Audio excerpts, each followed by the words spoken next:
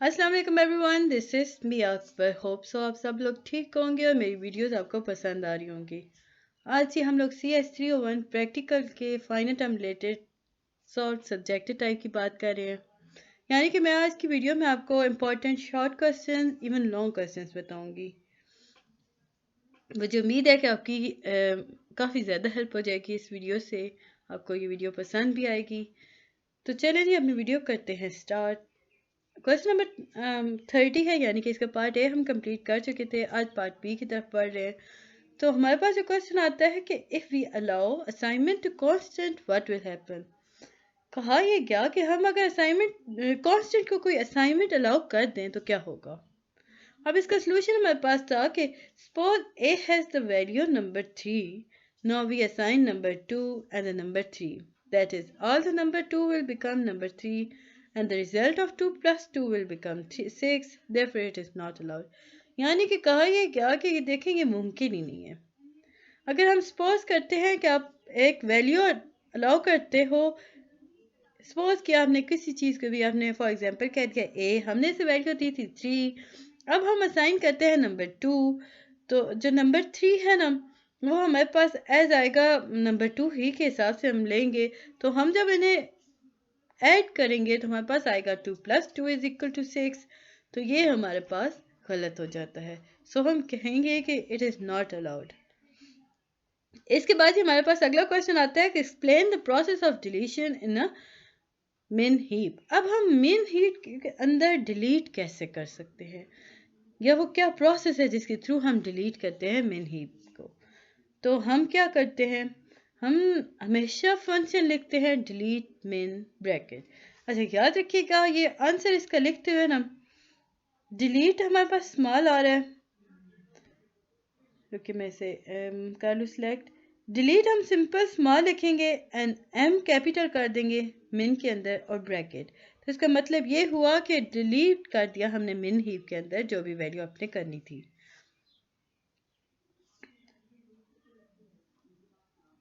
अब ये सब लिखने के बाद ना हमें पता चलता है कि आपने मिनिमम नंबर जो है वो डिलीट कर दिया फ्रॉम द ट्री के अंदर से हम लोगों ने मिनिमम नंबर डिलीट कर दिया। Finding the minimum is easy, it is at the top of A heap. याद रखें हीप के टॉप पे जो होता है ना वो हमारे पास हमेशा मिनिमम नंबर होता है। तो हम कह सकते हैं कि मिनिमम इज इजी। अगला क्वेश्चन है कि give any 3 characteristics of union by weight method. अब आपसे कहा गया कि आपने 3 बताने हैं characteristics of union by weight method. तो ये हमारे पास ही फर्स्ट आता है maintain size of all trees during union. Union के दौरान हमें ट्री का सारे साइज को मेंटेन करना होता है, यानी नंबर ऑफ नोड्स को इक्वल रखना होता है। Make smaller tree. सेकंड हम कैरेक्टरिस्टिक्स क्या लेते हैं, पहले तो कहा गया जी साइज आपने करना है उस ट्री का, बैलेंस यानी उसे मेंटेन करना है यूनियन के दौरान। फिर आपको कहा गया कि आपने उसे स्मॉलर ट्री बनाना है। The sub tree of the larger one. अगर आपके पास लार्जर वन बन रहा है तो आप उसकी सब ट्री बना दें, एक बहुत बड़ा ट्री ना बनाएं। आप इस तरह करें कि आप स्मॉल ट्री बनाएं। अगर आपके पास एक वैल्यू आ रही है फॉर एग्जांपल उसमें आपको 10 एरे या 20 एरे दिए गए हैं, तो अब 20 एरे का जो हमारे पास ट्री बनेगा वो काफ़ी लार्जर होगा। तो एक लार्जर ट्री बनाने से बेहतर है कि आप उसके सब ट्री बनाना शुरू कर दें। अगला हमारे पास आता है implementation. For each root node 1, instead of setting parent I to -1, set it to -k if tree rooted at I has k nodes। अब कहा यह क्या कि आप जब ट्री बनाओगे ना तो उसका जो रूट नोड है आप उसे 1 रखें, ना कि आप इस तरह करें कि पेरेंट नोड को आप इंडिकेट कर दें दैट इज -1। तो आप सिंपल कर दें कि आपके फॉर एग्जांपल आपने के लिया तो आपको उसका -k कर दें। तो ये ट्री रूट हमारे पास आ गया, यानी कि उसकी रूट आ गई ट्री की। अगला हमारे पास आता है क्वेश्चन का for smaller list linear insertion sort perform well but for larger list quick sort is suitable to apply justify why. कहा यह गया कि जब स्मॉलर लिस्ट हम बनाते हैं तो उसमें लीनियर इंसर्शन हो जाती है, यानी कि हम लीनियर इंसर्शन सॉर्ट करते हैं जो काफ़ी अच्छे तरीके से काम कर रहा होता है। लेकिन जैसे ही हम लार्जर लिस्ट की तरफ जाते हैं तो हम क्विक सॉर्ट क्यों अप्लाई करते हैं। तो इसका आंसर हम लिखेंगे कि since for smaller list number of comparison and interchange decrease radically in insertion sort then quick sort. कहा यह क्या कि हम अगर इंसर्शन सॉर्ट की बात कर रहे हैं ना, तो वो क्विक सॉर्ट के बनिस्बत काफ़ी ज़्यादा आसानी से कंपेयर करता है नंबर्स को और उन्हें इंटरचेंज कर देता है, जिससे होता ये है कि हमारे पास टाइमिंग डिक्रीज हो जाती है उसे सॉल्व करने की। अब जब लार्ज लिस्ट है हमारे पास तो हम इसको ऑपोजिट चेक करेंगे, क्योंकि हम छोटी चीज़ों से बड़ी चीज़ को नहीं देख सकते। इसके लिए ज़रूरी है कि आपको ये इस टेक्निक को यूज़ करना होगा, यानी कि आपको क्विक सॉर्ट को यूज़ करना होगा सॉर्टिंग टेक्निक के अंदर, जो लार्जर को करती है आराम से हल कर लेती है। अब क्विक सॉर्ट क्या करती है? क्विक सॉर्ट जो है वो डिवाइड और कॉन्कर स्ट्रेटजीज पे काम कर रही होती है। इसके बाद जो आपका क्वेश्चन था कि C++ कोड लिखना है, आपने इंसर्शन सॉर्ट एल्गोरिथम का ये रिपीट था। Consider the following threaded binary tree. आपको कंसीडर करना था ये थ्रेडेड बाइनरी ट्री। आपको एक ट्री आपको दे दिया गया था। अच्छा, ट्री को आप आंसर में लिखने के लिए मुझे उम्मीद है कि आपको तरीका आता होगा कि किस तरह आपने ट्रांसफर करना होता है। सिंपल, आप इसका स्नैपशॉट भी ले सकते हो और इसे आंसर शीट पे आप कर सकते हो। MS वर्ड ओपन करो, पेपर शुरू होने से पहले कर लिया करें। 2017 उसका, ये 2016-13 चल रहे होते हैं। अब आपने करना क्या था, आपको नोट 37 इसमें इंसर्ट करना था। तो वो किस तरह इंसर्ट करेंगे? अब जी हमारे पास हमने रिमूव करना था 37 को। 37 को रिमूव करने के लिए हम थ्रेड्स लेंगे, 38 को 37 की जगह पे ले आएंगे और 37 38 की तरफ आएगा। जब 37 38 की तरफ आएगा तो ये माइनस में आ जाएगी इसकी वैल्यू। तो इस तरह ये खुद ब खुद यानी ऑटोमेटिकली ये रिमूव हो जाता है। What is this joint set, explain with example. अब दिस जॉइंट सेट क्या है?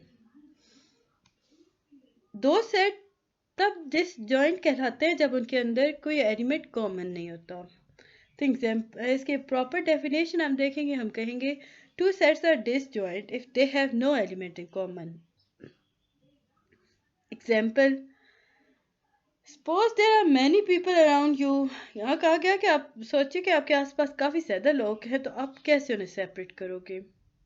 इस गैदरिंग के अंदर हम ग्रुप्स बनाएंगे, हर रिलेटेड टू ईच अदर। अब एक ग्रुप में हम एक जैसे लोग रखेंगे, इसी तरह हम दूसरे ग्रुप्स में उन्हीं की आदत, उन्हीं के अंदाज, उन्हीं की हाइट और कलर के हिसाब से हम लोग रख देंगे।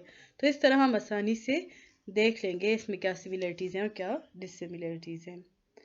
अगला क्वेश्चन है जी, give the difference between strict और कंप्लीट बाइनरी ट्री। आपने डिफरेंस देना था स्ट्रिक्ट और कंप्लीट बाइनरी ट्री का। अब अगर मैं बात करती हूँ स्ट्रिक्ट बाइनरी ट्री की, तो ये वो ट्री होता है जिसमें हर नॉन लीफ नोड जो होता है ना, वो उसके अंदर ना वो एम्प्टी होता है। उसका लेफ्ट साइड और राइट सब ट्री भी उसका एम्प्टी होता है। अगर मैं इसे प्रॉपर वर्डिंग में ले आऊँ तो मैं कहूँगी कि a binary tree is said to be strictly binary tree if every non-leaf node in a binary every non-leaf node in a binary has non-empty left और right subtree। यानी कि उसके जो हर नॉन लीफ नोड है ना, उसके जो right और लेफ्ट सब ट्री है ना या नोड्स है ना, वो कभी भी नॉन एम्प्टी नहीं हो, मतलब हमेशा वो नॉन एम्प्टी होते हैं। अब कंप्लीट बाइनरी ट्री क्या होता है? इसमें होता कुछ यूं है कि इसके लेफ्ट और राइट सब ट्री जो होते हैं ना, वो बाइनरी ट्री पर शो हो रहे होते हैं, यानी कि वो कंप्लीट होते हैं, वो बैलेंस होते हैं, वो मेंटेन अपनी वैल्यू कर रहे होते हैं। तो हम उसे कंप्लीट बाइनरी ट्री कहते हैं। अगर मैं कंप्लीट बाइनरी ट्री की बात करती हूँ, हमारे पास एक वैल्यू आई, इसका एक उसने मजीद सब ट्री बनाया, लेफ्ट और राइट उसने बैलेंस रखी, तो ये हमारे पास कंप्लीट बाइनरी ट्री आ गया।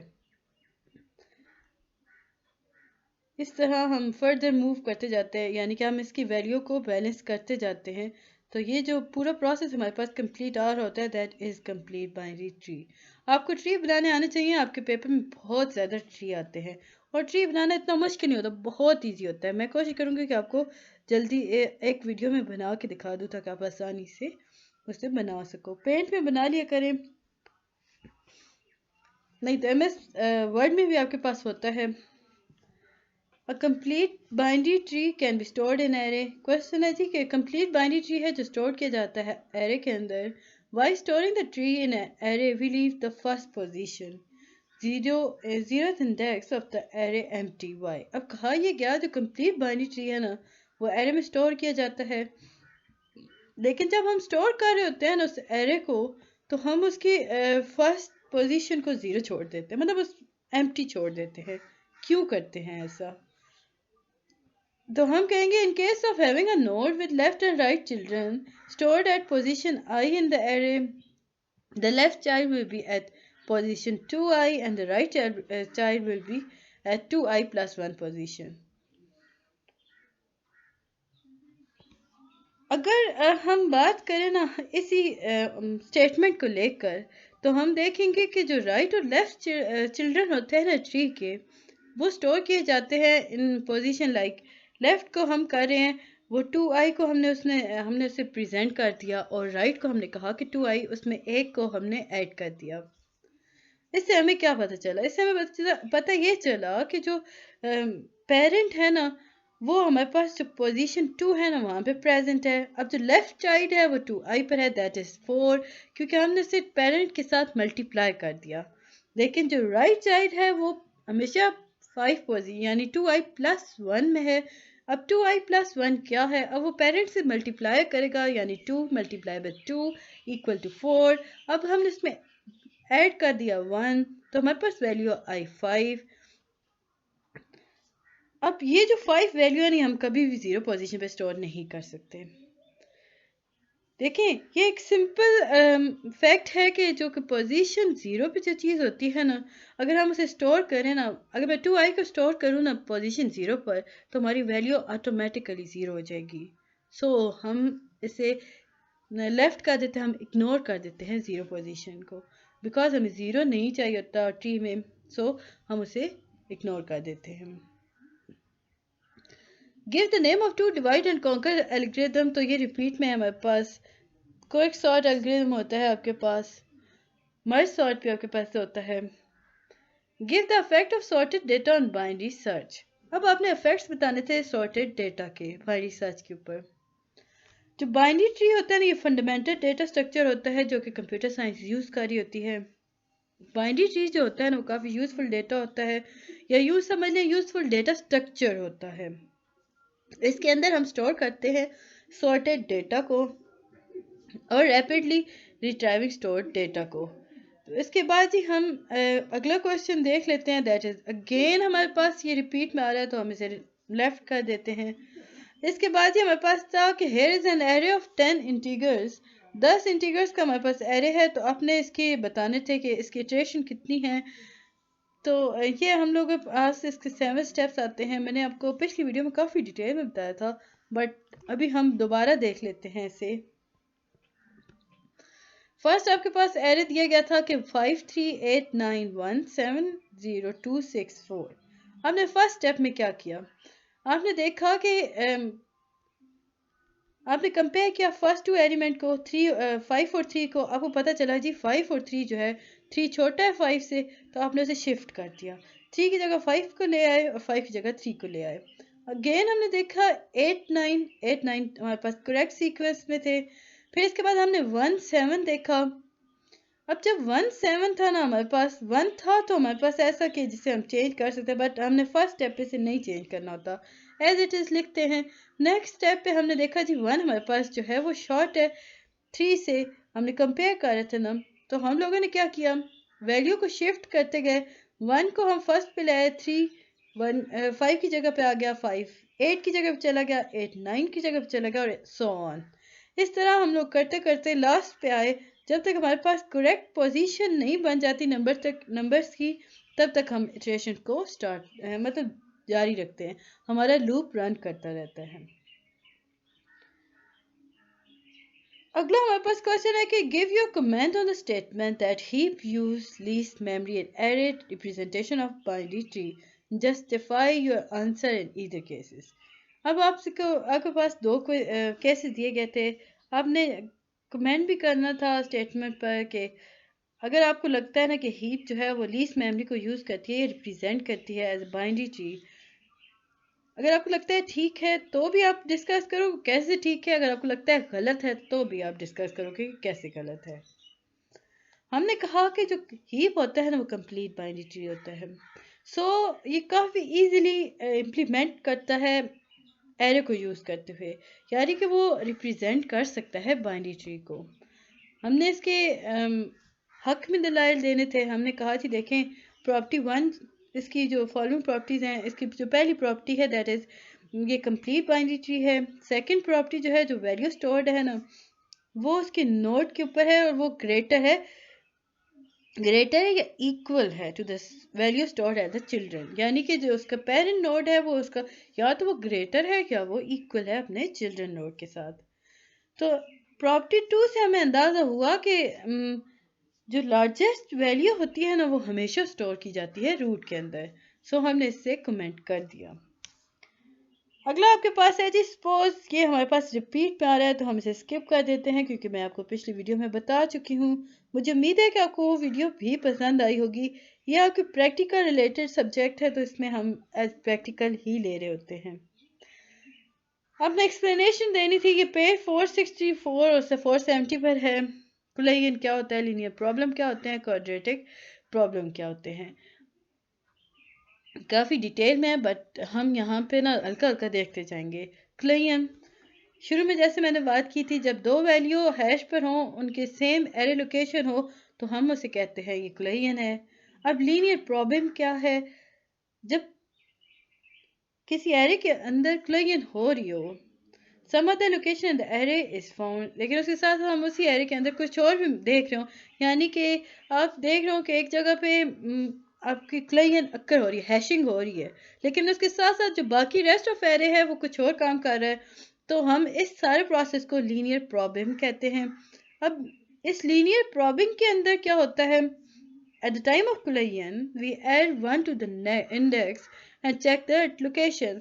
अब जो कुलैयन हो रही है ना वो आपस में जंग कर रहे हैं, मतलब हैशिंग हो रही है वहाँ पे, तो हम जल्दी से एक और एरे को उसके इंडेक्स के अंदर ऐड कर देते हैं और फिर जब ऐड करते हैं हम देखते हैं कि उसे एरे ने कौन सी जगह लोकेट की है।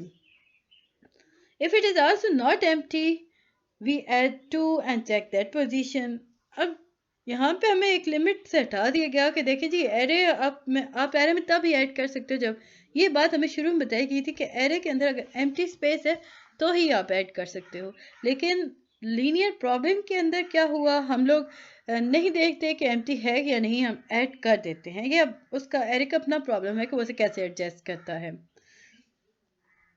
इसके बाद ही हम बात करते हैं क्वाड्रेटिक प्रॉब्लम की। अब क्वाड्रेटिक प्रॉब्लम क्या है, जब कुलैयन अक्कर हो रही है, हैपन हो रही है, तो हम क्या करते हैं, हम एम्प्टी लोकेशन को फाइंड कर लेते हैं बाय एट इंडेक्स।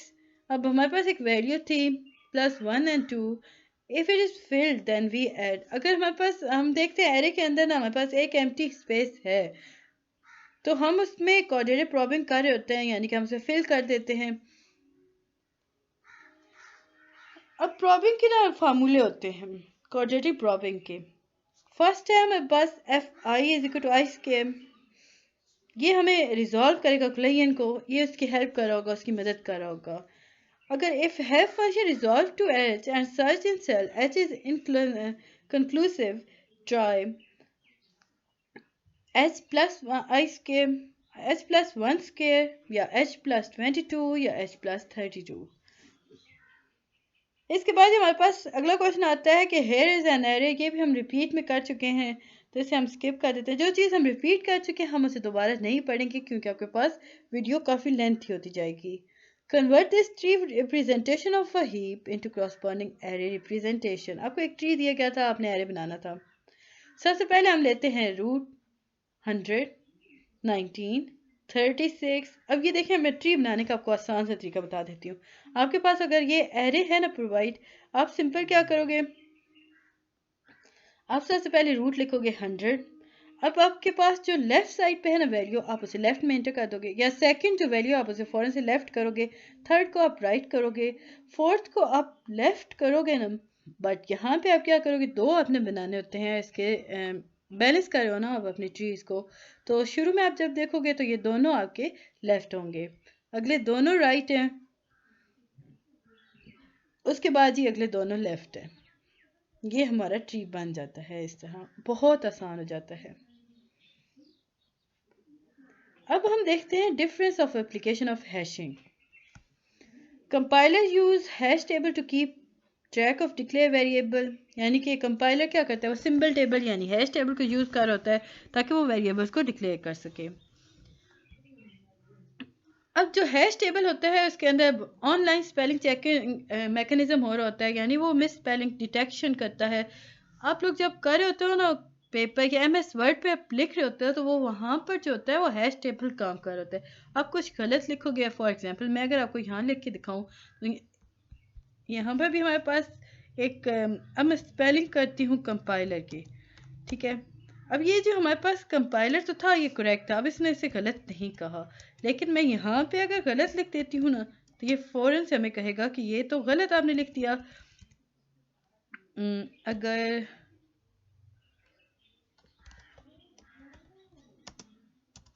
मेरे पास आ क्यों मेरी वीडियो चल रही है तो उस वजह से शुक्र है। मैं एक दफ़ा फिर से इसे चेक कर लेती हूँ।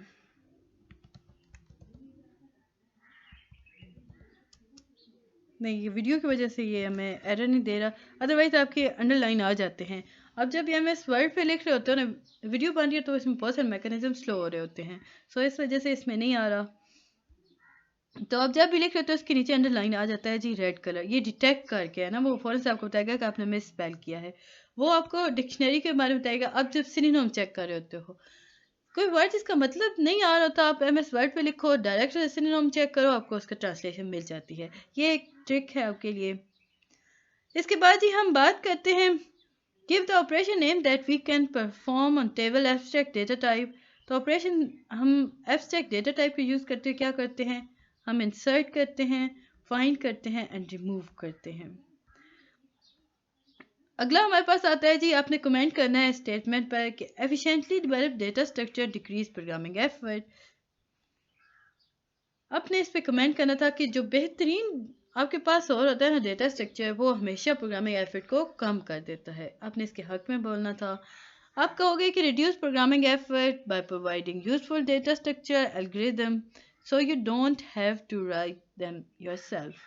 Increase performance यानी by providing high performance implementation of useful data structure and algorithm, because the various implementation of each interface are interchangeable, program can easily be tuned by switching implementation. तो ये थी आज की हमारी वीडियो। इंशाल्लाह ताला मैं इसका एक नेक्स्ट पार्ट बना दूँगी क्योंकि ये काफ़ी लेंथी हो जाती है। मुझे उम्मीद है कि आपको ये पसंद आई होगी। मिलते हैं नेक्स्ट वीडियो में, तब तक के लिए अल्लाह हाफिज़।